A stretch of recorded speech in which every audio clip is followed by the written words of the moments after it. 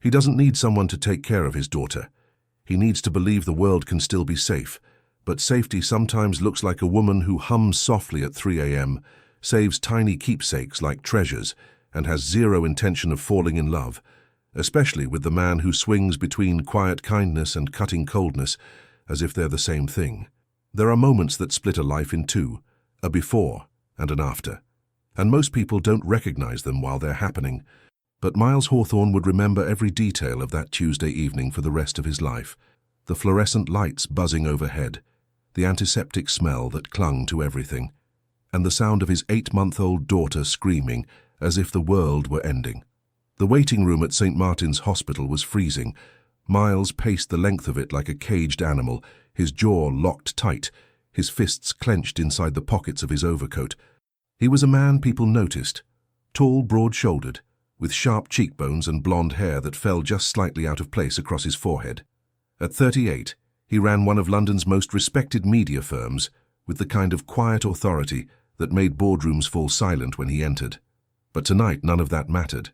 Tonight he was just a father watching his daughter burn with fever, and he had never felt smaller in his life. Lily. That was the only word in his mind.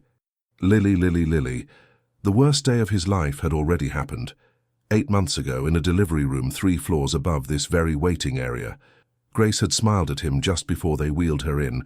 She had squeezed his hand and said, "We'll be right back." She wasn't. The complications came fast and silent, and by the time they placed Lily in his arms, Grace was gone. He had held his newborn daughter against his chest and felt the entire architecture of his life collapse beneath him. Now the second worst day was unfolding in real time. A nurse emerged from the corridor. She was young, late 20s maybe, with dark hair twisted into a messy knot at the back of her head. There were faint shadows beneath her eyes, and her scrubs were wrinkled from a long shift. She wasn't trying to be anything. She just was. And when the attending doctor handed Lily to her so he could speak with Miles, something happened that made Miles stop pacing entirely. If this story is touching your heart, show your support. Leave a like, subscribe to the channel, and share it with your friends. Every action helps us keep bringing you new stories full of emotion. Lily stopped crying. Not gradually. Not after rocking or shushing or any of the techniques Miles had tried desperately for the last 2 hours. The baby simply turned her hot little face into the curve of the nurse's neck, let out one shuddering breath, and went still. Her tiny fist curled around the fabric of the woman's collar. Her eyes fluttered shut. Miles stood frozen, watching. The nurse didn't seem to notice she had performed a miracle. She adjusted Lily's weight with practiced ease, one hand cradling the baby's head, the other supporting her back, and began to hum. It was barely audible, a melody so soft it seemed to live just beneath the surface of the air. She swayed without thinking, her body responding to some instinct that had nothing to do with training and everything to do with who she was. And Miles felt something crack open inside his chest. Not the grief. That was always there, a permanent resident behind his ribs. This was different. This was recognition. The tenderness in the way she held his daughter, the unconscious gentleness of her hands, the way she murmured to Lily as though the baby understood every word. It was exactly what Grace would have done. Exactly. And the realization hit him like a fist he never saw coming. He looked away, swallowed hard, pressed his thumbnail into the pad of his index finger until the sting grounded him. The doctor explained the diagnosis: a viral infection, treatable, not dangerous, but requiring monitoring. Miles nodded, asked the right questions, signed the right forms, but his eyes kept drifting back to the nurse, to the way Lily's breathing had steadied against her shoulder, to the small circles her thumb traced on his daughter's back. "She's good with babies," the doctor said casually, following his gaze. "Cassidy's finishing her shift, actually. Stayed late when she heard the little one crying." Cassidy. He filed the name away without meaning to. 2 hours later, the fever broke. Lily was discharged with a prescription and a follow-up appointment. Miles bundled his daughter into her car seat, with hands that still trembled slightly, tucked the blanket around her the way the night nurse had shown him weeks ago, and drove home through the dark London streets. The house was quiet when he arrived, too quiet, the way it had been since Grace died. He carried Lily upstairs, changed her, laid her in the crib, and stood there watching her breathe until his own heartbeat finally slowed. But when he closed his eyes that night, it wasn't Grace's face he saw. It was the image of a tired young nurse humming a lullaby to a stranger's child, holding her as though she were the most precious thing in the world. And the look on Lily's face, that perfect instant peace, as if she had found something she had been searching for since the day she was born. Miles turned onto his side and stared at the dark wall of his bedroom. He told himself it meant nothing. He almost believed it. Some people leave fingerprints on your memory without ever meaning to. That's what Cassidy Whitlock did to Miles Hawthorne. She touched something he thought was sealed shut, and she didn't even know it. In the days that followed Lily's hospital visit, the image returned uninvited. He would be reviewing contracts at his desk, and suddenly he'd see it, the curve of Cassidy's shoulder where Lily had rested her cheek. He would be heating a bottle at 2 in the morning, exhausted and mechanical, and he'd hear it, that quiet melody she had hummed, hovering just at the edge of his awareness like a scent carried on the wind. He told himself it was gratitude, relief, nothing more. But Miles was not a man who lied to himself for long. He needed someone for Lily, not a nanny from an agency with a polished resume and rehearsed warmth. He had tried 3 of those already. One had lasted 2 weeks before admitting she couldn't handle the night shifts. Another had reorganized the nursery without asking, and left when Miles made his displeasure unmistakably clear. The third had been competent but cold, and Lily had cried every time she was held. What Miles needed was someone with medical training who could respond if something went wrong in the middle of the night. Someone steady, someone his daughter trusted. The problem was that Lily trusted no one, except apparently a stranger in wrinkled scrubs.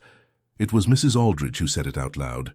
She had been the housekeeper since before Miles and Grace were married, a stout woman in her 60s, with silver-streaked hair, reading glasses perpetually perched on her nose, and a talent for saying exactly what no one wanted to hear. She found him in the kitchen one evening, scrolling through another agency website with the focused desperation of a man running out of options. "You've already found the right person," she said, setting a cup of tea beside him with a definitive clink. "You just don't want to admit it." He looked up. "I don't know what you're talking about." "Of course you don't, dear." She patted his shoulder and walked out, leaving him alone with the truth she had dropped on the table like a dinner plate. 2 days later, he went back to St. Martin's. He found Cassidy at the end of her shift, sitting on a bench outside the staff entrance with her coat half-buttoned and her glasses slightly crooked on her nose. She was eating an apple and reading something on her phone, and she looked so ordinary, so entirely unaware of the space she had taken up in his thoughts, that he almost turned around. Almost. "Miss Whitlock." She looked up, startled. Recognition flickered across her face. The tall man from the waiting room, the one with the sick baby, and the grief carved into his features. He presented the offer the way he presented everything, directly, efficiently, with no room for ambiguity. A temporary contract, above-market salary, private room in his home, full dedication to Lily's care. He laid out the terms like a business proposal, his voice steady and controlled, as if he were negotiating a quarterly deal rather than asking a woman he barely knew to live under his roof. She listened without interrupting.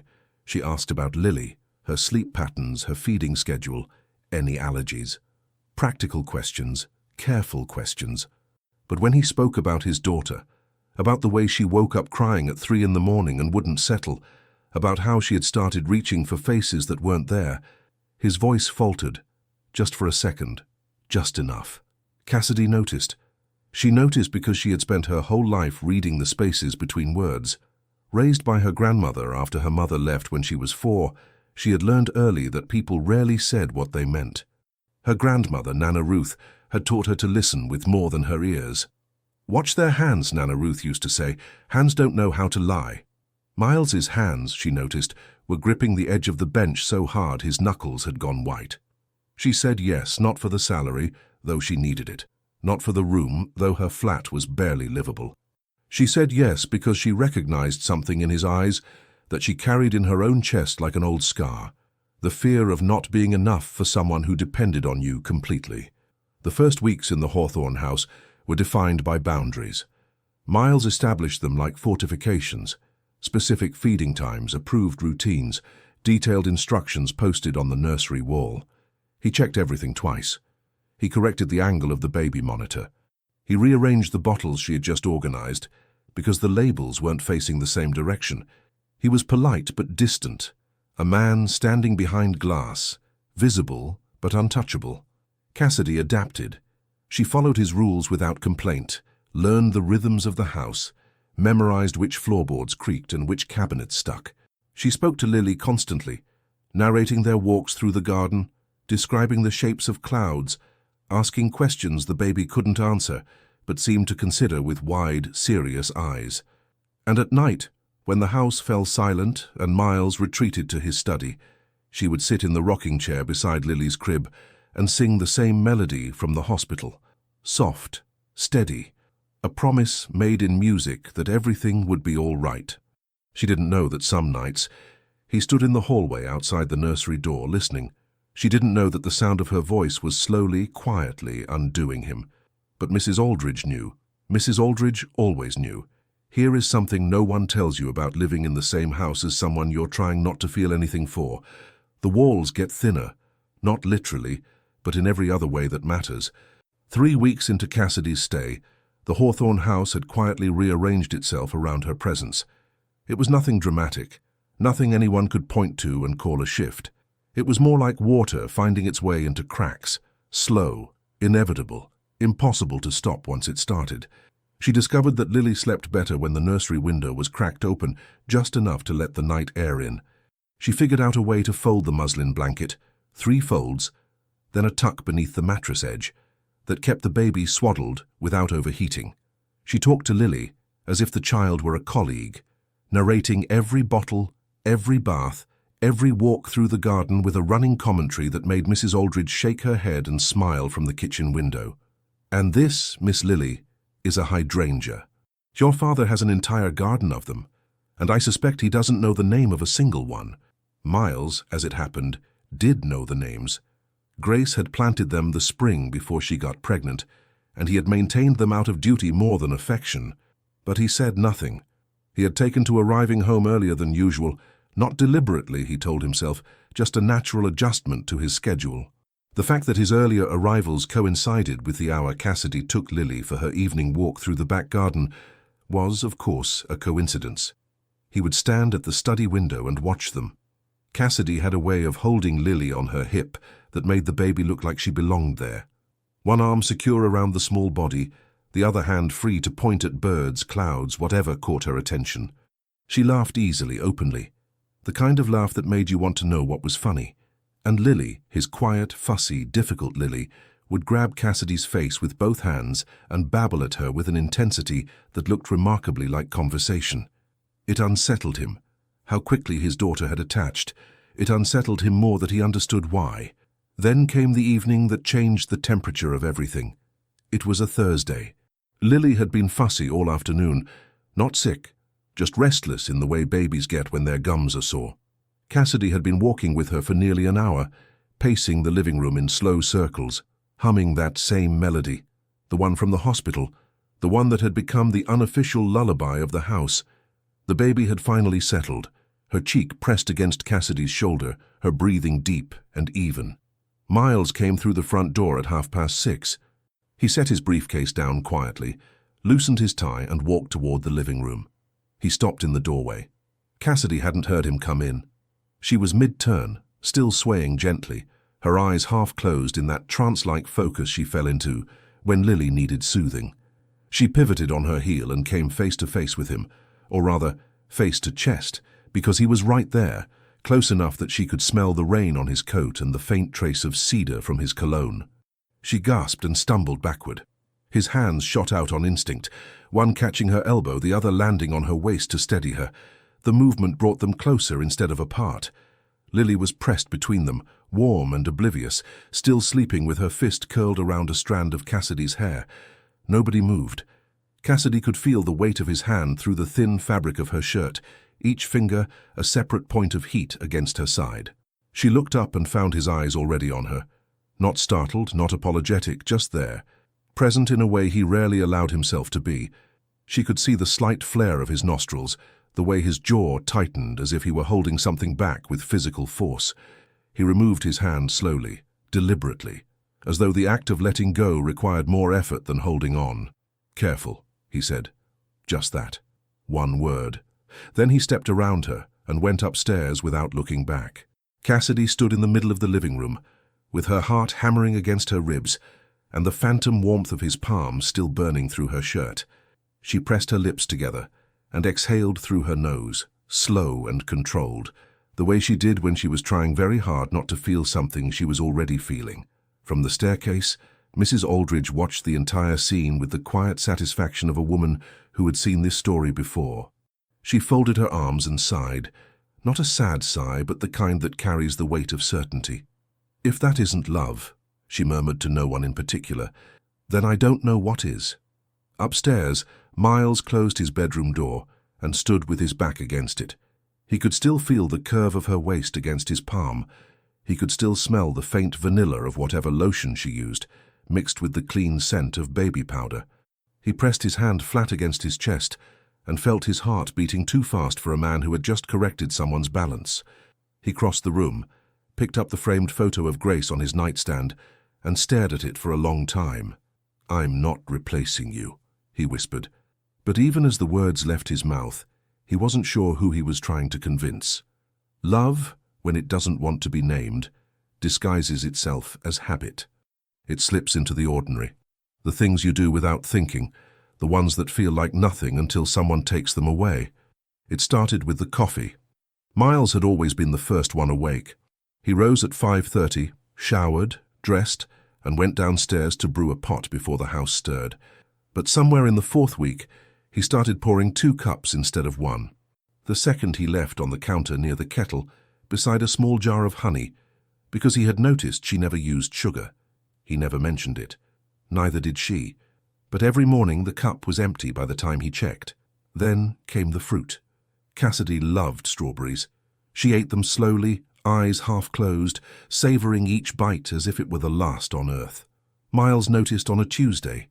By Friday there was a small glass bowl in the refrigerator. Strawberries washed and sliced, covered with a cloth. She found it after putting Lily down for her nap and stood before the open fridge, pressing her lips together against a smile that wanted to be much bigger than she allowed. She never asked who put it there, she already knew. The jelly was her discovery about him. Miles had stocked 4 different varieties in the refrigerator: raspberry, apricot, blackberry, marmalade, though he didn't touch a single one. They were all for her. And his own secret. The man who drank his coffee black and kept his desk ruthlessly organized had a weakness for sweets that bordered on endearing. She caught him eating a pastry over the kitchen sink at midnight, turning guiltily when she appeared in the doorway. He looked so genuinely caught that she laughed out loud, a sound that rang through the quiet house and made something shift behind his eyes. After that, she started baking. Lemon tarts, shortbread, a chocolate pot on rainy afternoons when Lily napped long. She left them without comment the way he left her coffee. Every single time the plate was clean by morning. Mrs. Aldridge observed these exchanges with practiced patience. But on the morning Cassidy reached up to straighten Miles's collar before he left, her fingers adjusting the fold with a casual intimacy that stopped him mid-sentence, the housekeeper could no longer hold her tongue. "You two already look married," she said from the doorway. "You just haven't told each other yet." Miles cleared his throat. Cassidy's cheeks flushed crimson. Neither corrected her. The rituals had become invisible to the 2 people performing them. Miles didn't realize he'd stocked all that jelly until Mrs. Aldridge pointed it out. Cassidy didn't notice she fixed his collar every morning until one day he left early, and her hand reached for fabric that wasn't there. She stood in the hallway with her arms suspended in midair, and for the first time, the shape of what she felt had a name she wasn't ready to say. The evenings were the most dangerous. After Lily slept, the house belonged to them both in a way that felt natural and electric at once. She made tea, he pretended to read nearby, and they existed in shared silence that hummed with everything unsaid. On this particular Wednesday in late September, rain tapped steadily against the windows, and the house smelled of cinnamon biscuits she had baked that afternoon. She was in the kitchen pouring tea when he walked in for water. That was his reason, and he was committed to it. She turned to offer him a cup and found him already there, close enough to see the small freckle beneath her left eye that he pretended he hadn't memorized. Neither stepped back. His gaze dropped to her mouth, slowly, without pretense. Her breath caught, a small sound he both heard and felt. He lifted his hand, brushed a strand of hair from her face, and tucked it behind her ear. His fingers lingered, tracing the curve, grazing the soft skin of her neck. "You always do that," she whispered. She wasn't sure if she meant the hair or the way he looked at her when he thought no one was watching. "I know," he said, lower than he intended, rougher. The space between them vanished before either decided to close it. His lips found hers softly, barely touching, a question more than a statement. She answered by pressing her palm flat against his chest, right over his racing heartbeat. He deepened the kiss slowly, one hand at her waist, the other cradling the back of her neck, and she tasted warmth and something that felt terrifyingly like home. It lasted only seconds, but when they parted, foreheads touching, eyes closed, breathing the same air, everything had changed. He brushed his thumb across her cheek, picked up the teacup she had poured, the one he hadn't asked for, and walked out without a word. Cassidy stood alone, fingers pressed to her lips, her heart loud enough to hear, and in the silence that followed, the house itself seemed to hold its breath. Guilt doesn't knock. It doesn't wait for a convenient moment. It walks in uninvited, sits down at the table, and dares you to look away. Miles found the photograph the next morning. He wasn't looking for it. He was searching for a contract, rifling through books on his study shelf.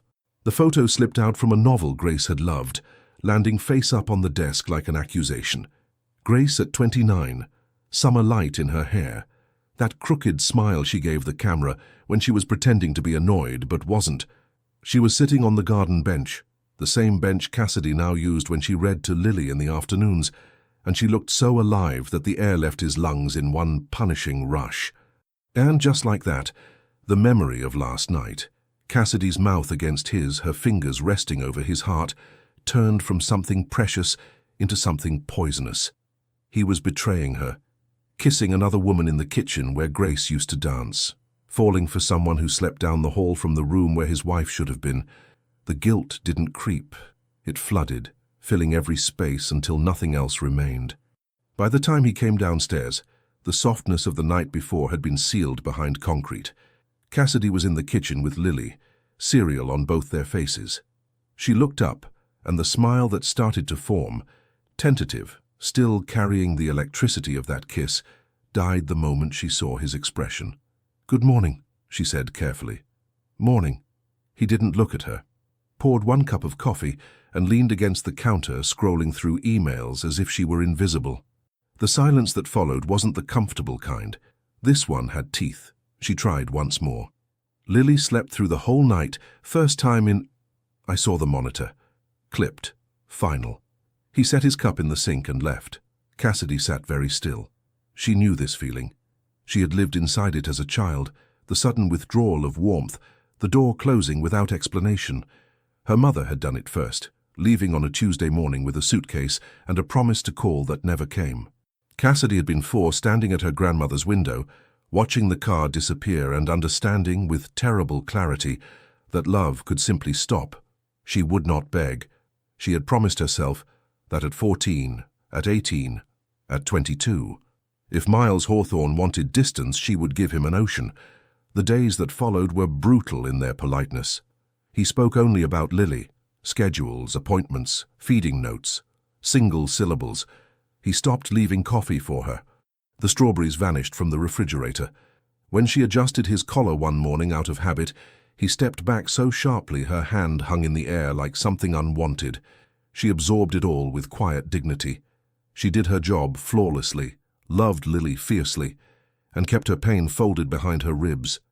But at night, alone in her room, she sat on the bed's edge, tapping her foot against the floor, that nervous habit she couldn't control, and pressed her palms against her eyes until the ache dulled enough to breathe. It was Mrs. Aldridge who finally broke rank. She found him in the study on the 5th evening, staring at his laptop without seeing it. She didn't knock. She never did when she meant business.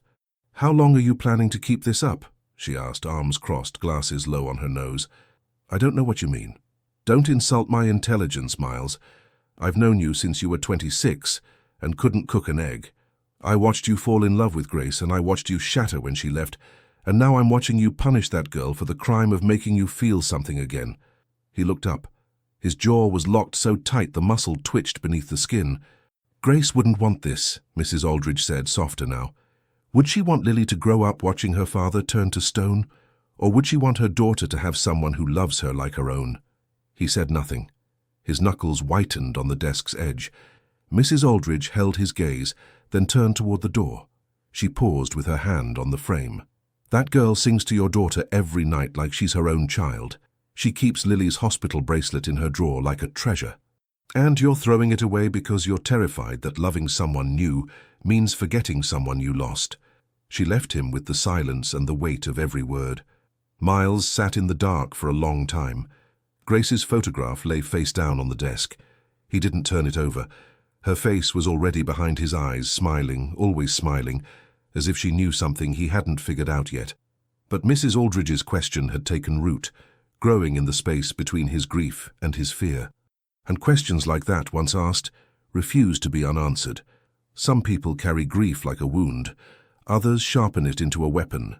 Eleanor Prescott had done the latter, and she wielded it with the precision of a woman who had spent her entire life getting exactly what she wanted. She arrived on a Friday afternoon unannounced, as was her habit. A sleek black car pulled into the gravel drive, and Mrs. Aldridge, who happened to be polishing the hall mirror, muttered something under her breath that wasn't quite a prayer and wasn't quite a curse.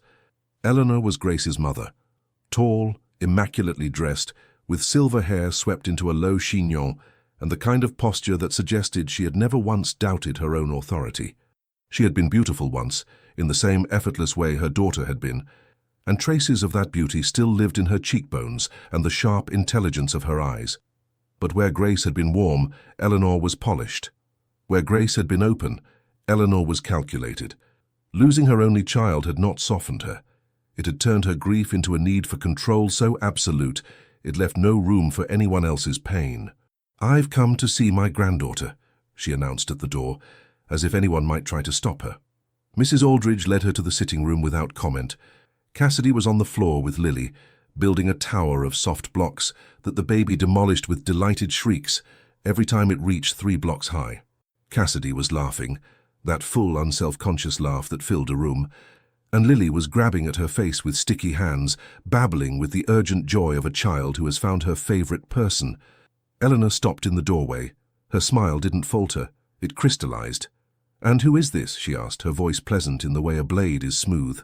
Cassidy stood, brushing off her knees, and introduced herself with the professional calm she used with anxious parents at the hospital. She explained her role, her qualifications, the routine she had established with Lily.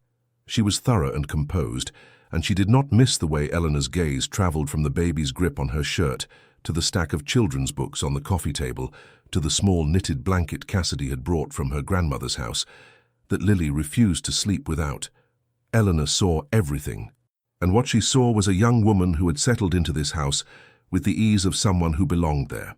Over the following visits, they became weekly, then twice weekly, Eleanor watched with the focused attention of a hawk circling prey.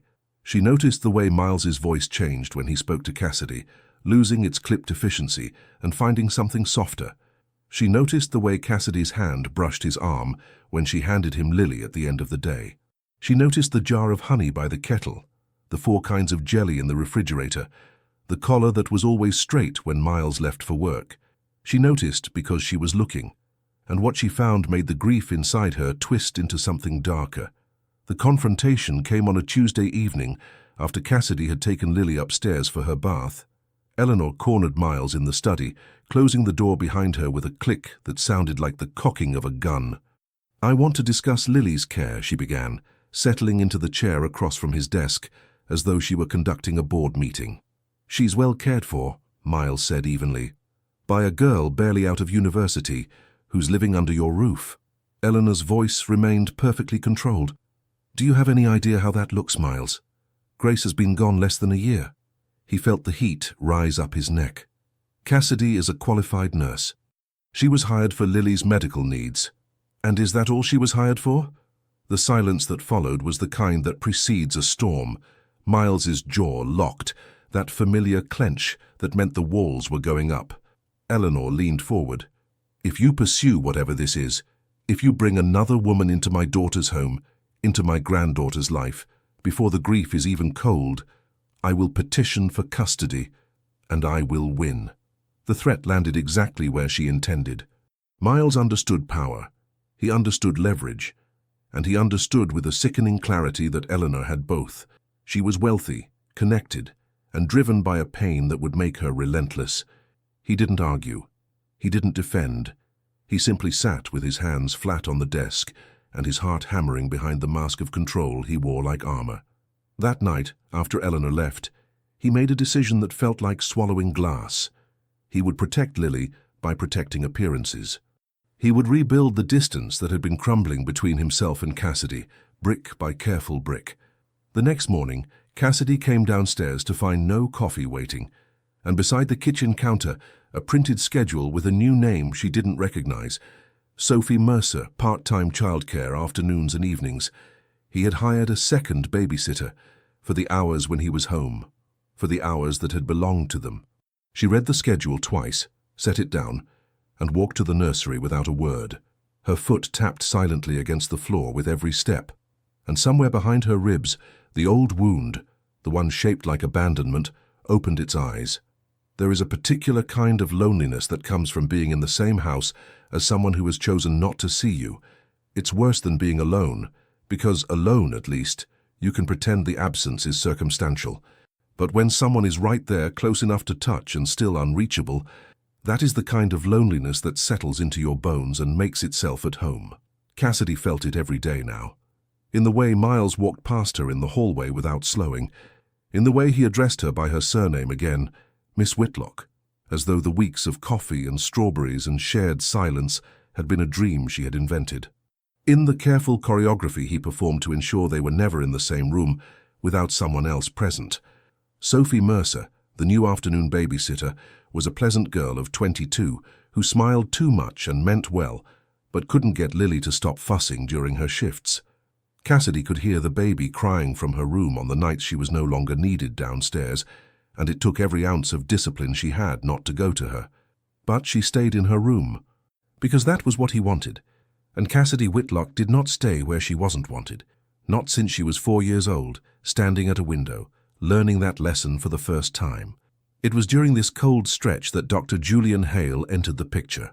Lily's routine pediatric checkup fell on a rainy Thursday. Cassidy brought her to the clinic on Harley Street, the baby bundled in a knitted cardigan and the soft blanket from Nana Ruth that went everywhere Lily went. The usual pediatrician was on leave, and in his place was a man who looked like he had been designed by a committee specifically tasked with creating the ideal doctor. Tall, dark-haired, early 30s, with warm brown eyes and the kind of easy smile that made nervous parents relax on sight. "Julian Hale," he said, extending his hand. "I'll be covering for Dr. Pemberton for the next few weeks." He was thorough with Lily, gentle, patient, narrating every step of the examination in a soothing voice that kept the baby calm. Cassidy watched with professional appreciation. He clearly knew what he was doing. But when the checkup was finished and Lily was dressed and content on Cassidy's hip, Dr. Hale didn't immediately move to the next file on his desk. Instead, he leaned against the examination table and looked at Cassidy with an interest that had nothing to do with medicine. "She's lucky to have you," he said. "Most caregivers don't hold babies like that, like they belong to them." Cassidy felt her cheeks warm. "She makes it easy." "I doubt that." He smiled. "I've seen enough fussy babies to know when someone has a gift. Can I ask, would you like to grab a coffee after this? There's a decent place around the corner." Purely professional, of course. The grin that followed made it clear it was anything but purely professional. She should have said no, she knew that. But the word wouldn't come, not when she had spent the last 2 weeks feeling invisible in a house that used to feel like it was becoming hers. Not when the last person who had looked at her with genuine interest had kissed her in a kitchen and then pretended it never happened. "Sure," she said. "Coffee sounds nice." The coffee became a habit. After each of Lily's follow-up appointments, weekly because Dr. Hale was nothing if not diligent about scheduling, he would suggest the cafe around the corner, and she would say yes. He was easy to talk to in a way that required nothing from her. He asked about her work, her training, her plans. He told stories about his residency that made her laugh. He complimented her openly and without agenda, or at least without an agenda that felt dangerous. He was sunlight after weeks of shadow, and she didn't have the energy to refuse warmth, even borrowed warmth. She didn't feel for him what she felt for Miles, not even close. What she felt for Miles was a storm, electric, terrifying, capable of leveling everything in its path. What she felt for Julian was comfort, safety, the gentle warmth of a blanket that doesn't quite reach your feet. But comfort, when you've been cold long enough, can look remarkably like enough. Julian began texting her between appointments. Light messages, a photo of a funny sign he'd passed, a recommendation for a book he thought she'd like, a simple "Hope Lily's sleeping well tonight" that arrived just when the house felt its quietest. He didn't push. He didn't pressure. He was simply, consistently there. And Miles noticed. He noticed the way her phone lit up during dinner with a name he didn't recognize. He noticed the way she smiled when she read the messages. Not the wide, unguarded smile she used to give him, but a smaller, more careful version that still made something hot and sharp twist behind his sternum. He noticed that she came back from Lily's appointments with color in her cheeks and a lightness in her step that hadn't been there when she left. He told himself it was none of his business. He had drawn the line. He had hired Sophie. He had rebuilt the wall. He had no right to feel anything about how Cassidy Whitlock spent her time outside this house. He told himself all of this, and none of it worked. The moment that broke his restraint came on a Tuesday afternoon. He had left the office early, a meeting cancelled, nothing more, and driven to the clinic to collect some paperwork for Lily's medical file. He walked through the front entrance and stopped. Cassidy was standing in the corridor near the reception desk, Lily on her hip, laughing at something Julian Hale had just said. The doctor was close, not inappropriately so, but close enough that the space between them looked chosen rather than accidental. As Miles watched, Julian reached out and touched Cassidy's shoulder. A brief, familiar gesture, the kind of touch that says, "I know you well enough for this." And Cassidy didn't step away. Miles felt the jealousy like a physical thing, a hot wire drawn tight from his throat to his stomach, vibrating with a frequency that made his vision narrow. He turned on his heel and walked back to the car before either of them saw him. He gripped the steering wheel with both hands and sat in the parking structure for 10 minutes, breathing through his nose, his jaw aching from the force of keeping it shut. That evening, dinner was quieter than usual. Mrs. Aldridge had made roast chicken, and the three of them sat at the table, Miles at the head, Cassidy to his left, Lily in her high chair between them, while the silence did what silence does when it's loaded. It amplified everything. The clink of cutlery, the soft sounds of Lily exploring a piece of steamed carrot, the rain against the dining room windows. Miles cut his chicken with surgical precision. Then, without looking up, he said, "I understand Lily's appointments have been going well. Dr. Hale seems quite attentive." The words were measured, neutral on the surface, but Cassidy heard the blade beneath them. She set down her fork. "He's thorough," she said carefully. "Lily likes him. I'm sure she's not the only one." He reached for his water glass with a hand that was perfectly steady. Some professionals have a way of confusing bedside manner with personal interest. It can be misleading. The room went still. Even Lily paused her exploration of the carrot, as if sensing the shift in atmospheric pressure. Cassidy looked at him, really looked, the way she hadn't allowed herself to in weeks. She saw the tension in his shoulders, the controlled fury behind his eyes, the way his thumb pressed hard against the side of the glass. And she understood, with a clarity that was equal parts gratifying and infuriating, exactly what this was. She folded her napkin, placed it beside her plate, and when she spoke, her voice was calm, the kind of calm that comes not from the absence of emotion, but from the absolute control of it. "At least he doesn't pretend I don't exist." The sentence landed in the center of the table, like a stone dropped into still water. Miles's hand froze on the glass. His eyes lifted to hers, and for one unguarded second she saw everything. The jealousy, the want, the fear, the unbearable weight of wanting something he had convinced himself he didn't deserve. Then the mask came back. He looked away, took a sip of water, and said nothing. Mrs. Aldridge, who had been clearing plates from the sideboard with the practiced invisibility of someone who has perfected the art of witnessing without being seen, gathered the remaining dishes without a word. But as she passed behind Miles's chair, she gave him a look, One long, eloquent, devastating look that said more than any speech could have managed. The kitchen door swung shut behind her. Cassidy excused herself, lifted Lily from the high chair and carried her upstairs. She bathed the baby, dressed her in the cotton pajamas with the small stars printed on them, and sang the lullaby that had become their nightly ritual. Lily fell asleep with her fist curled around Cassidy's index finger, holding on with the fierce, unconscious trust that only children possess. Cassidy sat beside the crib for a long time, watching the baby breathe, and wondered how much longer she could live in a house where she was needed by a child who couldn't ask her to stay and wanted by a man who refused to.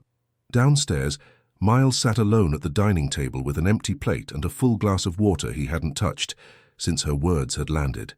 At least he doesn't pretend I don't exist. The sentence played on a loop inside his skull, each repetition peeling away another layer of the justification he had built around his silence. He had told himself he was protecting Lily, protecting appearances, protecting the memory of his wife. But sitting here now in the quiet wreckage of a dinner ruined by his own cowardice, he knew the truth was simpler and uglier than all of that.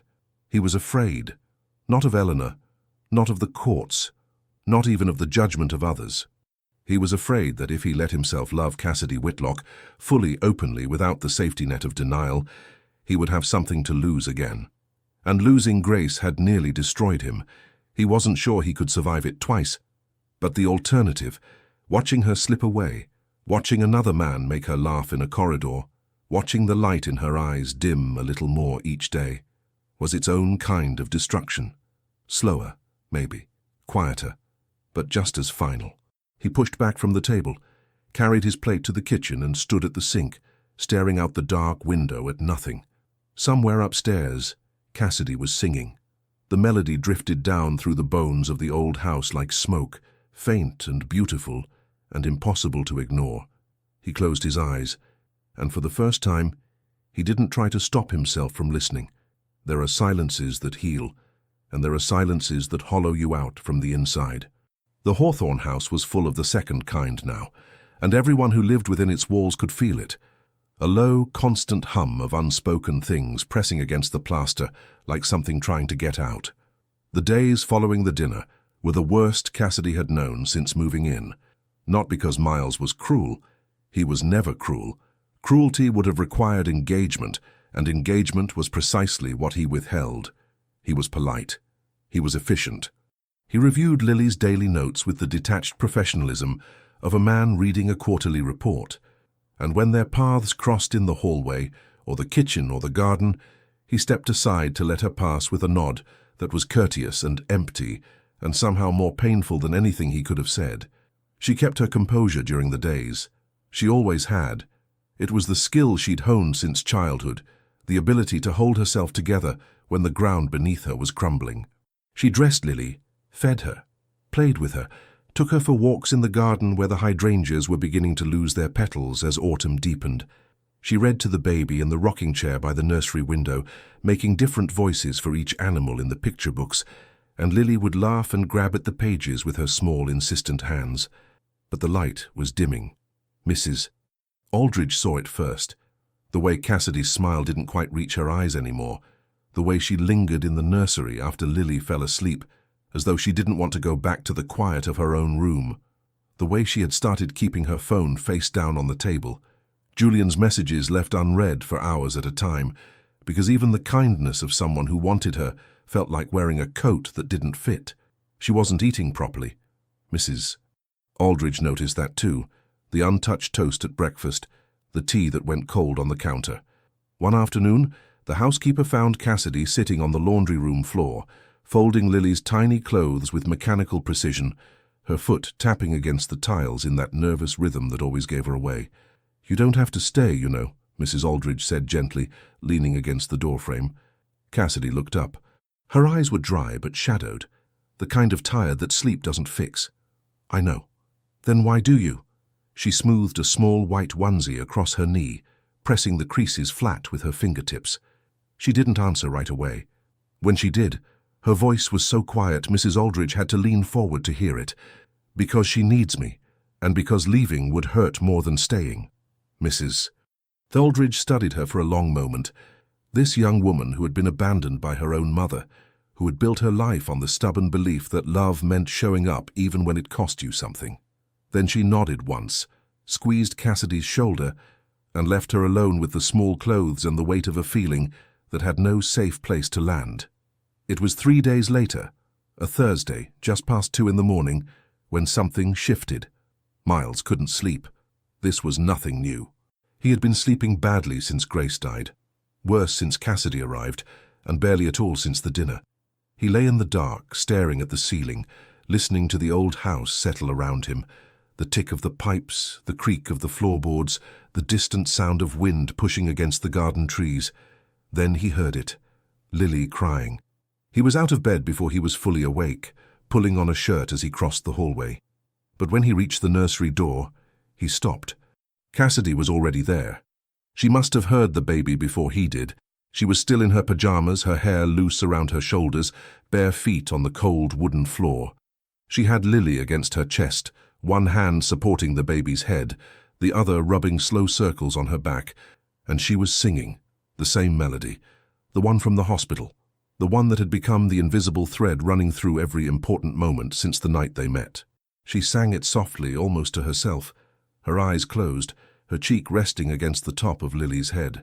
The baby's cries had already faded to small, hiccuping breaths, and as Cassidy swayed in the pale moonlight that came through the nursery window, Lily's fist found its way to the collar of her pajama top and held on. Miles stood in the doorway, and the sight of them undid something he had been holding together with nothing but willpower and fear. He saw it clearly now, not as a possibility or a complication or a threat, but as the simple, devastating truth it had always been. This woman loved his daughter, not as an obligation, not as a job, not as a substitute for something else.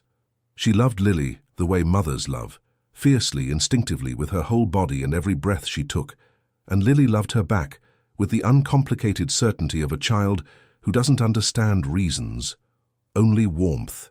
And he, standing there in the dark with his heart in his throat and his defenses in ruins, loved them both. He went back to his room without making a sound. He sat on the edge of the bed and pressed the heels of his hands against his eyes. The realization wasn't new. He had known it for weeks, maybe longer, but admitting it, allowing the word to exist inside his chest without immediately building a wall around it, that was new. That was terrifying. He didn't sleep that night. The next morning, Cassidy placed an envelope on his desk. She had written the letter the night before, sitting cross-legged on her bed with Lily's hospital bracelet in her lap, the tiny plastic band she had kept since the first night, the one she couldn't bring herself to throw away. She had cried while writing it silently, because the walls in this house were thin, and she refused to let him hear her break. The letter was professional, concise, and carefully worded. She had said everything properly and nothing truthfully. She stood on the other side of his desk, with her hands clasped in front of her, her chin lifted in that way she had when she was holding herself together by sheer force of will.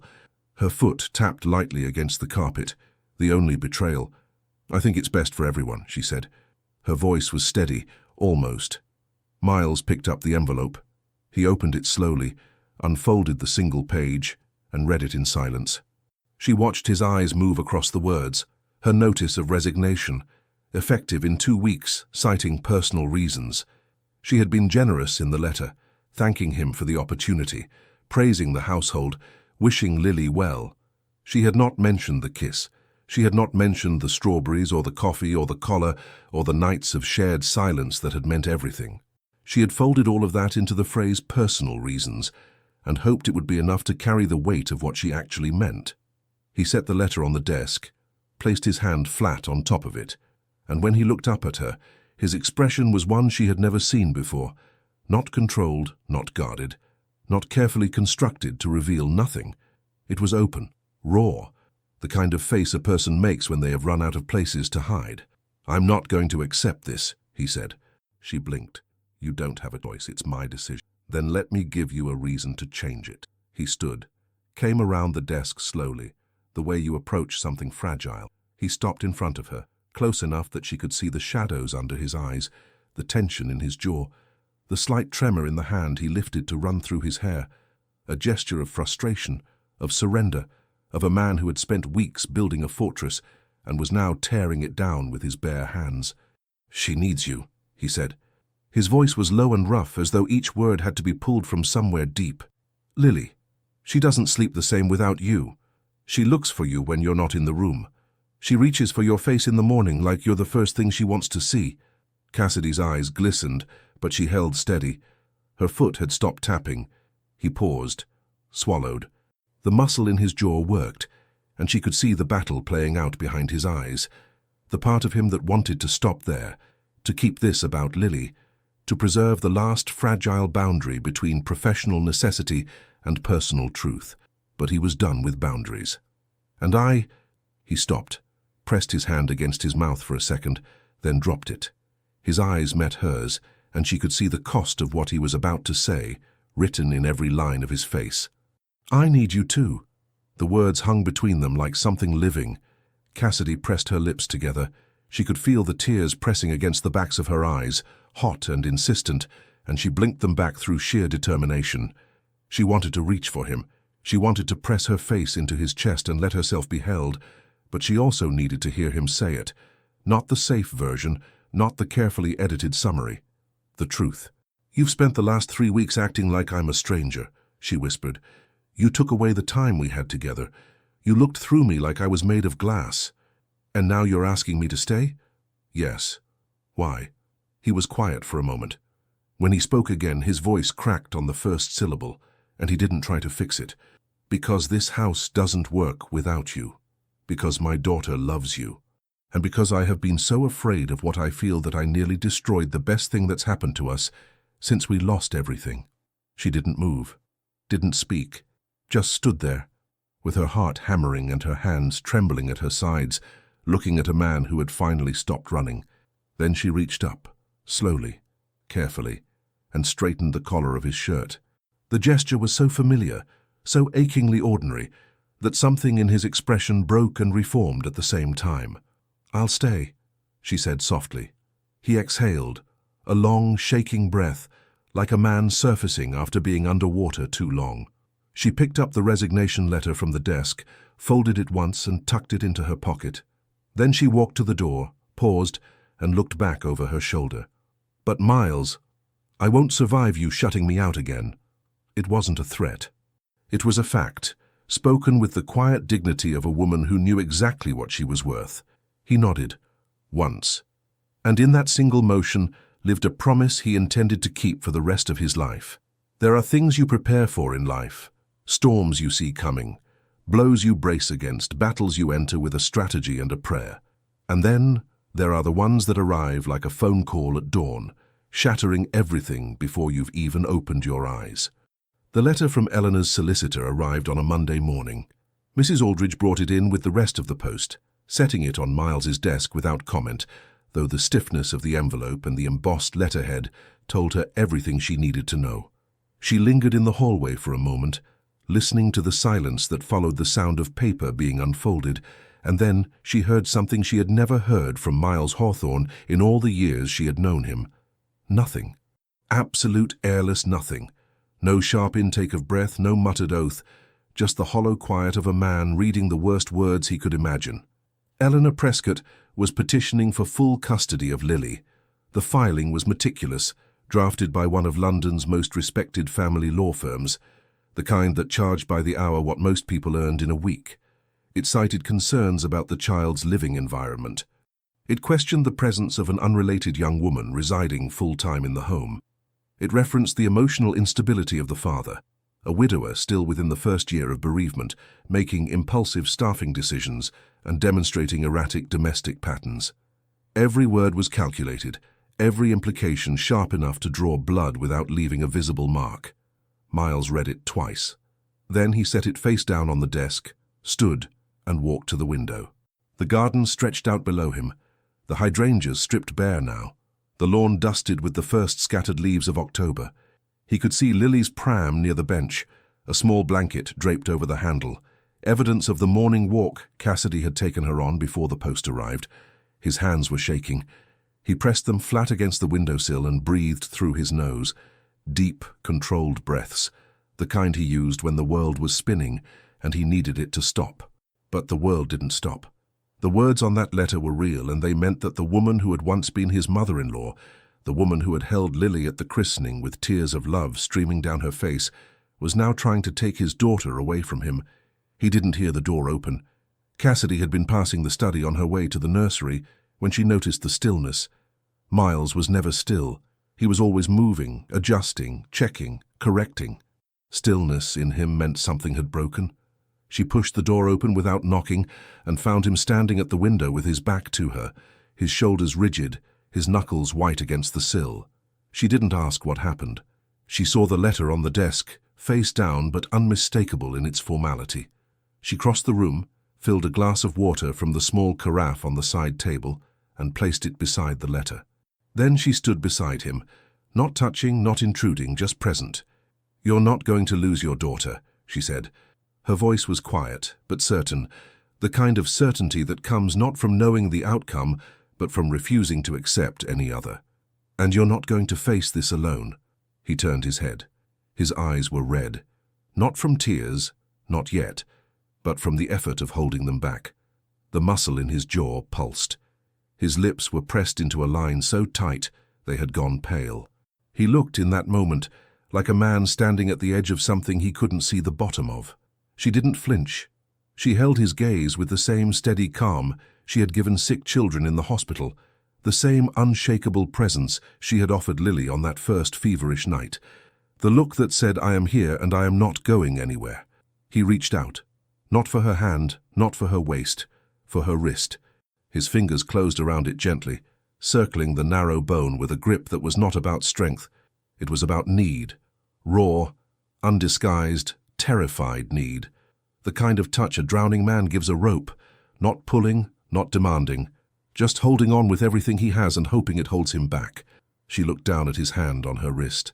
Then she looked up at his face, at the cracks in the armor he had spent a lifetime building, at the fear he had never shown anyone, at the man beneath the control who was asking, in the only language he knew, for someone to stay. She turned her hand beneath his grip so their palms met. She gave him a small, tender smile, the kind that reaches the eyes and stays there, and squeezed his fingers once. A promise without words. They stood like that for a long time. The house was quiet around them. Somewhere down the hall, Lily babbled to herself in the nursery, content and unaware. The October light came through the window in pale, golden slants, catching the dust motes that floated between them like tiny, suspended witnesses. Neither of them spoke. They didn't need to. But something had changed in the space between his fear and her certainty. Something had taken root that was stronger than guilt, stronger than grief, stronger than the carefully constructed walls he had spent months building. It felt, for the first time, like solid ground. And solid ground, for a man who had been falling since the day his wife died, was the most terrifying and beautiful thing he had ever felt. The hardest goodbyes are the ones that happen slowly, not in a single devastating moment, but in the quiet accumulation of reasons that make staying impossible, even when leaving, feels like it might end you. Miles hired a solicitor the day after the letter arrived. David Ashford was a calm, methodical man with grey temples and a reputation for winning custody cases that seemed unwinnable. He reviewed Eleanor's filing with clinical efficiency, made notes in a leather-bound journal, and asked Miles questions that felt like surgery, precise, necessary, and deeply uncomfortable. On the third meeting, Ashford set down his pen and looked at Miles with the careful directness of a man about to say something his client didn't want to hear. "The young woman living in your home," he began. "Miss Whitlock." Miles's jaw tightened. "She's Lily's caregiver. She has medical training. She's the centerpiece of Eleanor's argument." Ashford's voice was not unkind, but it was firm. A single father, still in the first year of mourning, with a young, attractive woman residing under the same roof. Eleanor's team will frame it as instability, poor judgment, a man who replaced his wife with a live-in companion before the grief was cold. He paused. "I'm not saying it's fair. I'm saying it's what they'll argue and a judge will listen." The silence that followed was thick enough to choke on. "What are you suggesting?" Miles asked. His voice was controlled, but beneath the desk, his hand had curled into a fist. "I'm suggesting that Miss Whitlock's temporary absence from the household would significantly strengthen your position. It removes the argument entirely. It shows the court a father who prioritizes his daughter's stability above all else. Miles stared at the wall behind Ashford's head. He could feel the logic of it, the cold, undeniable strategic sense. He could also feel something else. The memory of Cassidy's hand turning beneath his grip, her fingers finding his, the small squeeze that had held more truth than any words he had spoken in a year. He told her that evening. He didn't soften it. He couldn't. Softening things had never been his talent, and the weight of what he was asking pressed the gentleness out of him before he could find it. They were in the kitchen. Lily was asleep. The kettle was on. Their ritual. The one that had survived every rupture and every reconciliation. Cassidy was reaching for the tea tin when he spoke. Ashford thinks it would help the case if you weren't living here during the proceedings. Her hand stopped in mid-air. She didn't turn around immediately. He watched her back, the slight stiffening of her shoulders, the way her fingers curled slowly away from the tin and rested on the counter's edge. When she turned, her face was composed. Almost. The faintest tremor at the corner of her mouth gave her away, but she controlled it quickly, pressing her lips together the way she always did when she was assembling herself from the inside out. "Is that what you want?" she asked. "It's what the solicitor recommends." "That's not what I asked." He looked at her. The kitchen was dim. Only the light above the stove was on, casting warm shadows across the countertops and the row of jelly jars she had arranged weeks ago that he had never moved. Her eyes were steady on his, waiting, refusing to let him hide behind someone else's advice. "No," he said. The word came out rougher than he intended. "It's not what I want." "Then don't ask me to go." "Cassidy, no." She held up a hand, not in anger, but in the quiet authority of a woman who had heard enough. "You asked me to stay. I stayed. You told me you needed me. I believed you. And now you're telling me to leave again because it's convenient for a legal strategy. It's not about convenience. It's about keeping Lily. And what about what Lily wants?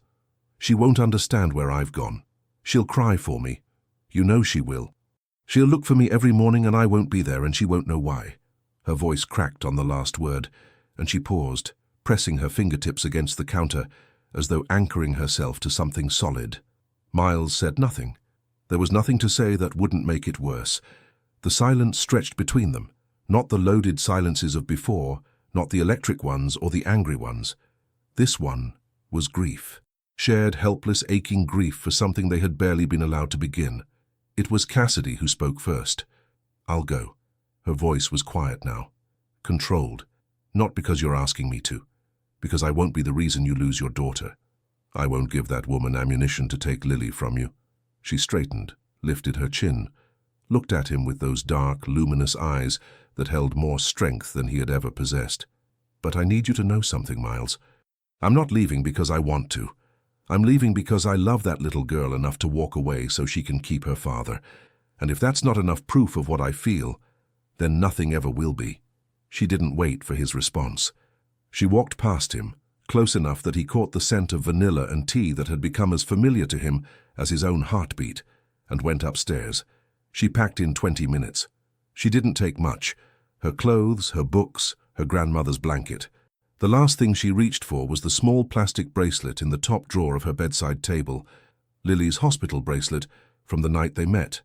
She held it in her palm for a moment, running her thumb over the faded print of Lily's name, and then she tucked it carefully into the pocket of her coat close to her heart. Mrs. Aldridge met her at the front door. The old woman didn't try to stop her. She knew better. But she took Cassidy's face in both hands and looked at her with an expression that held a lifetime of love compressed into a single gaze. "You come back. You hear me?" Mrs. Aldridge whispered. "This house needs you. That man needs you. And that baby. She's yours in every way that matters." Cassidy kissed her cheek, smiled, a fragile, determined smile, and walked out into the October night. Miles stood at the study window and watched the taxi pull away. He didn't move for a long time after the taillights disappeared. The house behind him was silent in a way it hadn't been for months, not peaceful, but emptied, as if someone had reached inside its walls and removed the one thing that had been holding all the pieces together. And in the nursery, as if sensing the absence through the mysterious radar that only children possess, Lily began to cry. A week without Cassidy Whitlock, and the Hawthorne house forgot how to breathe. It began with Lily. The baby who had been sleeping through the night for weeks now woke at midnight, at 2, at 4, crying with a fury that shook her entire small body. She refused Sophie's arms. She arched her back against Mrs. Aldridge's attempts to soothe her. She twisted in Miles's grip, scanning the room with frantic, bewildered eyes, searching for a face that wasn't there. He walked the corridors with her for hours, his shirt damp with her tears, and his own exhaustion settling into his bones like cement. And nothing he did was enough. Nothing he offered could replace the voice, the warmth, the particular way Cassidy held her, that told Lily's small instinctive heart that she was safe. Miles began sleeping in the chair beside the crib, not because it helped. It didn't. But because the alternative was lying in his own bed, staring at the ceiling, and admitting that the silence pressing against the walls of this house was no longer grief for the wife he had lost. It was the absence of the woman he had let go. He looked terrible. Mrs. Aldridge told him so without hesitation on the 4th morning, setting his coffee down with a thud that rattled the saucer. His eyes were hollow, his shirt wrinkled, a detail that would have been unthinkable 2 months ago, and he had forgotten to shave. He moved through his days like a man walking through water, present but submerged, going through motions that had lost their meaning. It was on the 5th day that Mrs. Aldridge found the diary. She had been sorting through a storage cupboard in the upstairs landing, one of those tasks she undertook when the house needed order and her hands needed purpose. Tucked behind a box of Grace's winter scarves was a leather-bound journal, soft and worn, with Grace's name embossed in gold on the cover. Mrs. Aldridge recognized it immediately. She had seen Grace writing in it during the pregnancy, curled up on the sofa with a cup of decaf tea, one hand on her belly, the other moving the pen in her careful looping script. She shouldn't have opened it. She knew that. But something, intuition perhaps, or the particular wisdom that comes from decades of watching people make the same beautiful, stubborn mistakes, made her turn to the last written pages. Grace's handwriting filled the margins, notes about baby names, complaints about swollen ankles, a list of lullabies she wanted to learn, and then, on a page near the end, written in a slightly different hand, shakier, as though penned late at night when defenses were down, a passage that made Mrs. Aldridge sit on the landing floor and press her hand to her mouth. Grace had written about Miles, about the way he checked the nursery 3 times before bed, about the way he pretended not to be nervous when he was terrified, and then, with the quiet clarity of a woman who understood something she couldn't explain, she had written her deepest wish, that if life ever took her before it took him, he wouldn't disappear into the grief. That their daughter deserved to see her father smile, truly smile, not the careful version he performed for the world. That she would only rest easy, knowing he had found someone who loved him with the same ferocity and who would hold their little girl as if she were her own. Mrs. Aldridge closed the diary. She carried it downstairs. She placed it on Miles's desk without a single word and left, closing the door behind her with a soft click. Miles read it at 2 in the morning, alone in the study with only the desk lamp burning. He read Grace's words once, then again, then a 3rd time, his vision blurring until the letters swam together. And then he did something he hadn't done since the night she died. He wept, silently at first, then with the shuddering, graceless honesty of a man who had held himself together for so long that the breaking, when it came, was total. He cried for Grace, for the future she never got, for the daughter who would grow up learning her mother's face from photographs, and for himself, for the year of frozen grief, the walls he had built, the love he had tried to bury because he was too afraid to survive losing it again. When it was over, he sat in the quiet and felt, for the first time, something that wasn't pain. It was permission. He drove to Cassidy's flat the next evening. It was raining, a steady, cold October rain that soaked through his coat before he reached the door. Lily was in his arms, bundled inside his jacket, her small face tucked against his chest. He had dressed the baby warmly, carefully, the way Cassidy had taught him. 2 layers, hat, the knitted blanket from Nana Ruth that he had found folded in the nursery, exactly where she had always kept it. He knocked.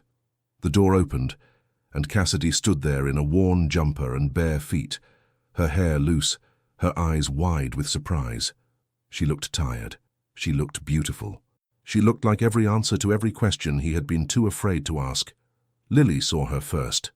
The baby's entire body stiffened with recognition, her arms shooting forward, fingers grasping at the air between them. And then she smiled, that radiant, open, wholehearted smile that babies reserve for the people they love most. And the sound she made was somewhere between a laugh and a cry, as if even she understood that this reunion was overdue. Cassidy took her.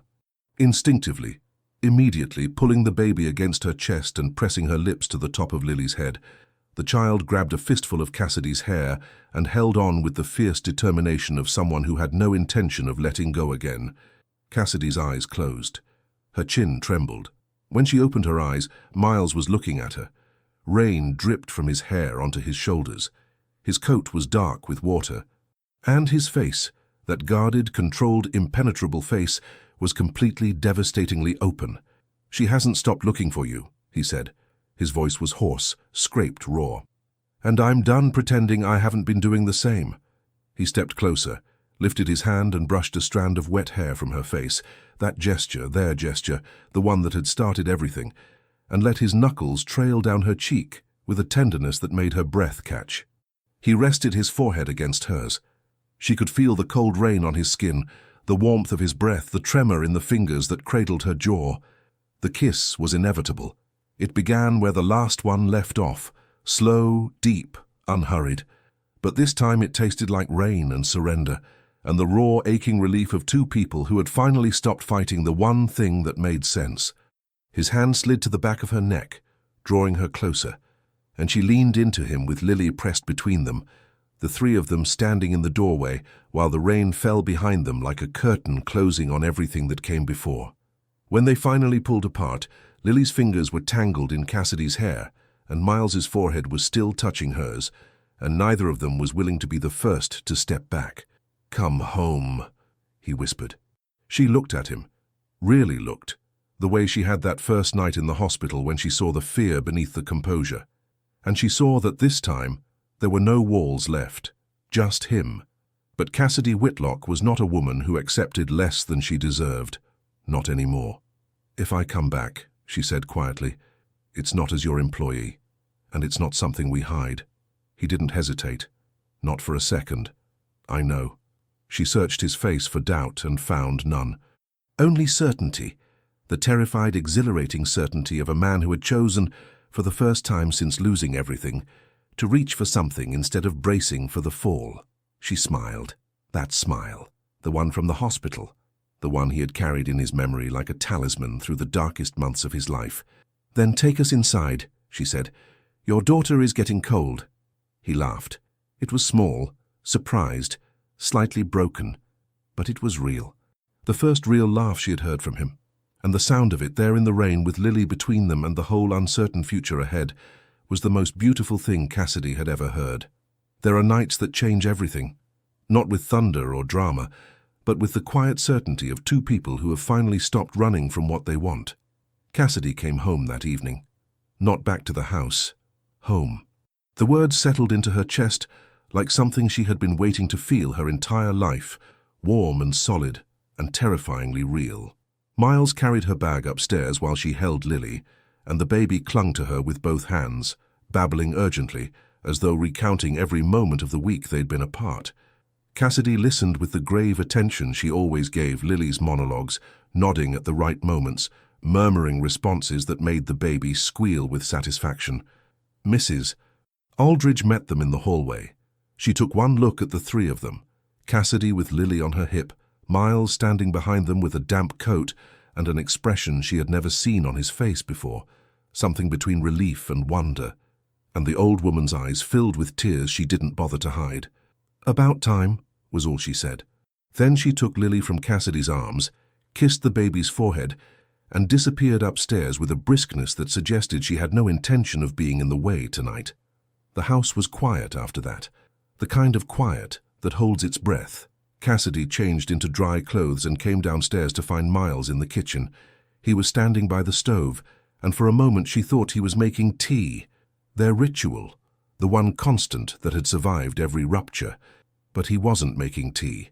He was just standing there, his hands flat on the counter, staring at the kettle as though it might tell him what to do next. She crossed the room and reached past him for the tea tin. Her arm brushed his.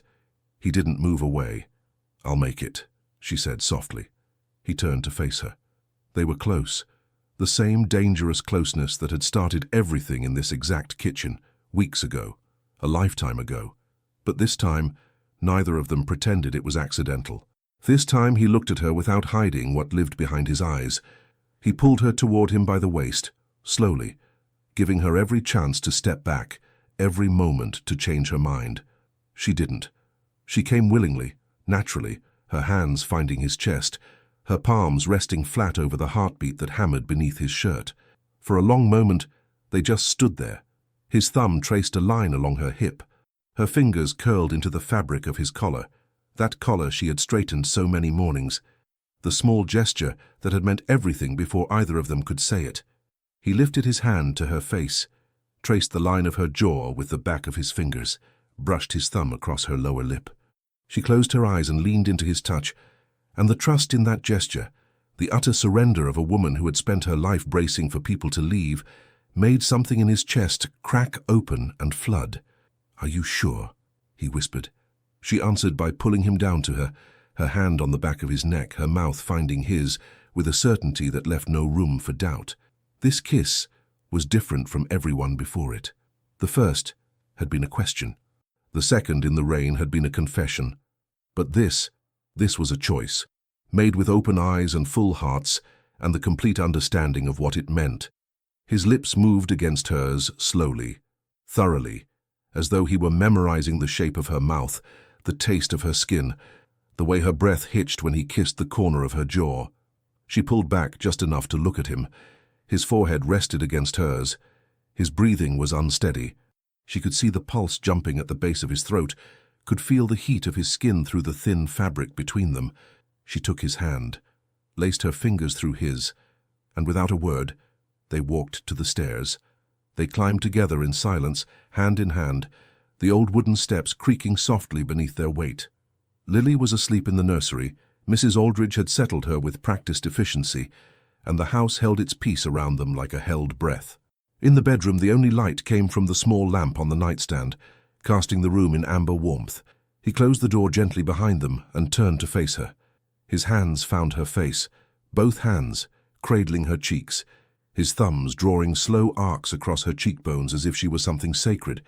He kissed her forehead, her temple, the bridge of her nose.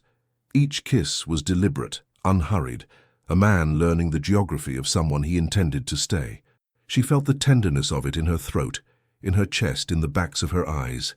Her fingers found the top button of his shirt. They trembled, not from fear, but from the weight of wanting something for so long that the having of it felt almost too much to hold.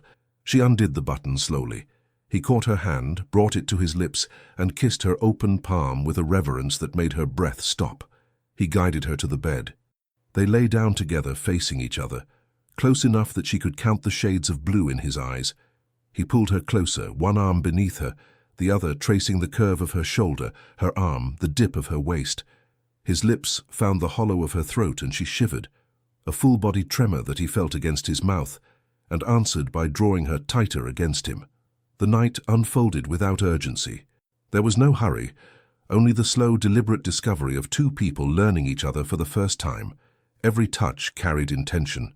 Every whisper landed where it was meant to. She traced the lines of his shoulders, his chest, the scar on his left hand she had never asked about. He mapped the terrain of her with a focus and gentleness that made her feel, for the first time in her life, truly seen. It was not performance. It was not hunger. It was communion, the meeting of two people who had been lonely for so long that the simple act of being held became the most intimate thing either had ever known. Afterward, she lay with her head on his chest, her hand resting over his heart, feeling its steady rhythm slow to match her own breathing. His arm curved around her, his fingers moving through her hair in long, absent strokes, and his lips rested against the top of her head. The room was silent except for the rain, which had softened to a murmur against the windows. He was still awake when she fell asleep. He could tell by the way her breathing changed, deeper, slower, her body releasing the last of its tension against his. Her hand twitched once against his chest, then stilled. Her lips parted slightly. Miles looked down at her in the dim light, at the dark hair fanned across his arm, at the eyelashes resting against her cheeks, at the woman who had walked into a hospital waiting room on the worst night of his year and, without trying, without knowing, had begun the slow, patient work of bringing him back to life. He smiled, not the controlled, measured version he offered the world. A real smile, quiet, private, the kind that lives only in the dark, seen by no one, meant for no one but himself. It was the first time that expression had crossed his face in longer than he could remember. And in the nursery down the hall, Lily slept peacefully through the night for the first time in a week, as if she too could feel that something broken had finally been made whole. There are courtrooms that decide the fate of corporations, of governments, of nations. And then there are the small ones, the quiet family courts with beige walls and fluorescent lights, where the only thing at stake is everything. Miles sat at the polished table beside David Ashford, his hands flat on the surface, his jaw set in that familiar lock. He wore a dark suit and a tie Cassidy had straightened that morning, her fingers lingering on the fabric, her eyes steady on his. She wasn't allowed inside the courtroom, but she had pressed her palm against his chest before he left and said, "Bring our girl home. Our girl." The words lodged beneath his ribs and stayed there like armor. Eleanor sat across the aisle, immaculate as always, flanked by two solicitors. She didn't look at Miles, she looked at the judge, a woman in her 60s with reading glasses and the patient demeanor of someone who had heard every version of this story before. Eleanor's team presented their case with polished precision, concerns about stability, about judgment, about the domestic arrangement. They painted a portrait of a grieving man making reckless choices, a child caught in the crossfire of emotional confusion. Then it was Miles's turn. Mrs. Aldridge took the stand with the quiet authority of a woman who had nothing to prove and nothing to fear. She spoke about Miles as a father, the nights walking Lily when she wouldn't sleep, the bottles heated at 3 a.m, the man who lost his wife and built his entire world around keeping his daughter safe. Then she spoke about Eleanor, the visits that felt like inspections, the quiet conversations with household staff, questions disguised as concern that were really reconnaissance, the pressure, the subtle threats wrapped in maternal grief. Eleanor's composure flickered, a tightening of the mouth, a slight shift in posture. Ashford presented the diary last, not as legal evidence, but as testimony of character. Grace's words, read aloud, her wish that Miles would find happiness, her prayer that Lily would have someone who loved her completely, her absolute trust in the man she had married. The judge removed her glasses and looked at Eleanor for a long time. Eleanor stared ahead, chin high, back rigid, but her hands trembled in her lap. The ruling came within the hour. Full custody remained with Miles. Eleanor retained generous visitation rights because the judge recognized that grief, even when destructive, is still grief. But the control she had wielded was dismantled by the words of a housekeeper who told the truth, and a woman who had known her husband's heart better than anyone. Miles walked out into the grey November afternoon and stood on the steps, breathing cold air that tasted like freedom. His daughter was still his. And for the first time in months, the future didn't feel like something to survive. It felt like something to build. Winter came to London, the way love had come to Miles Hawthorne. Slowly at first, then all at once, until one morning, the entire world had changed. The night after the hearing, he came home to find Cassidy asleep on the sofa with Lily curled against her chest, one small fist wrapped around a strand of her hair. He took Nana Ruth's blanket and draped it over both of them. Then he sat on the floor beside the sofa and stayed. When Cassidy stirred, she found him watching her, unguarded, unhurried, stripped of every defense. "I don't know how to do this well," he murmured. "Love someone again. I'll get it wrong. I'll check things twice and close up when I shouldn't and forget to say what I'm feeling." She reached down and touched his face. Her thumb traced the line of his jaw, the one she had watched clench 100 times when he was trying not to feel. "You're already doing it," she said. He turned his face into her palm and closed his eyes. The relief that moved through him was so complete, she felt it in her own body, a settling, like a house finally resting on its foundation after months of trembling. The weeks that followed were full of small moments that built into something that looked like a life. Miles still checked things twice. Cassidy still kept small treasures, a receipt, a leaf Lily grabbed during a walk, the hospital bracelet now in a wooden box on the bedroom shelf. But her foot tapping had stopped. Somewhere between the rain and the return, the restlessness had gone quiet. Mrs. Aldridge presided with satisfied calm, adding a third-place setting at breakfast without comment, moving Cassidy's mug beside Miles's cup, carrying on as though this was how things had always been. It was a Sunday in early December when it happened. They were in the garden, wrapped in coats against the sharp air. Miles was crouching near the bench, adjusting Lily's hat, when Cassidy said his name. He looked up. Lily was standing, on her own, 10 feet away on the frost-dusted lawn, balanced on small, unsteady legs, arms out, eyes wide, looking at both of them with such determined joy that Cassidy pressed her hand to her mouth. Lily took a step, then another.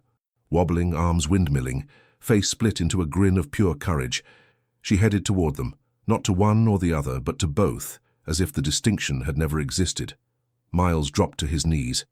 Lily stumbled into his chest, laughing, grabbing his coat. He held her close, face buried in her hair. Then he looked over his shoulder.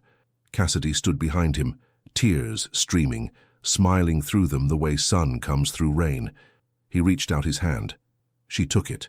He pulled her in until the three of them were tangled together on the cold lawn, Lily squealing, his arm around Cassidy's waist, her head on his shoulder. "Thank you," he said quietly. He didn't explain for what. She knew. For the lullaby in the hospital, for the patience, for the mornings and the tea and the collar and the courage to come back, for loving his daughter before loving him, for staying. She pressed her lips to his cheek. "You're welcome." Above them, December sky stretched pale and still. But inside the circle of their arms, where a baby laughed and a man smiled and a woman who had spent her life caring for others finally had someone who cared for her, it was warm. It was, at last, home. Leave your comment and share this story with someone special. It truly helps us keep bringing new stories to you. And if you want to follow every chapter of this emotional journey, subscribe to the channel and turn on the notification bell. Your support makes all the difference.